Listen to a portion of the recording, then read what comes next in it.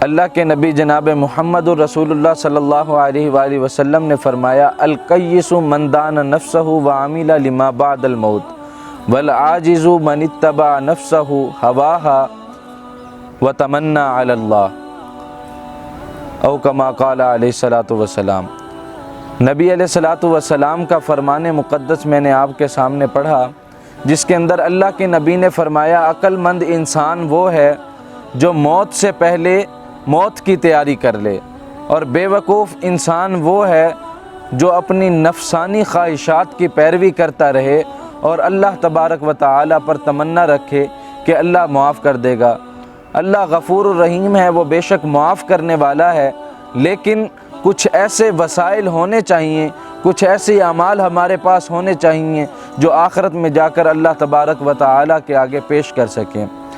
حضرت بہلول رحمۃ اللہ علیہ ہارون رشید کے بڑے ہی قریبی تھے اور انہیں بہلول مجذوب بھی کہا جاتا ہے۔ اکثر ہارون رشید کے پاس بیٹھا کرتے تھے۔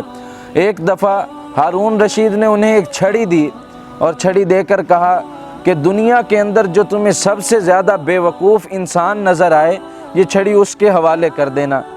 چنانچہ بہلول نے وہ چھڑی لی اور لے کر چلتے بنے اور اسے راستے میں کہیں رکھ دیا۔ ایک وقت گزرا تو ہارون رشید سخت بیمار ہوا، تو یہ بہلول رحمۃ اللہ علیہ وہ چھڑی لے کر ان کی عیادت کے لیے آئے اور فرمانے لگے بتائیے کیسا حال ہے؟ تو ہارون رشید کہنے لگا کیا بتاؤں، لمبا سفر ہے۔ تو بہلول نے پوچھا کہاں کا ارادہ ہے؟ کہنے لگے سفر آخرت کی تیاری ہے۔ تو بہلول نے پوچھا کہ کتنے دستے آگے روانہ کیے ہیں؟ ہارون رشید کہنے لگا بہلول کیسی باتیں کرتے ہو، اس سفر پر بھلا کون ساتھ جاتا ہے؟ تو بہلول نے وہ چھڑی ہارون رشید کے حوالے کی اور کہنے لگے یہ آپ کی امانت میرے پاس تھی جو میں نے آپ کے ہی حوالے کر دی۔ ہارون رشید نے کہا وہ کیسے؟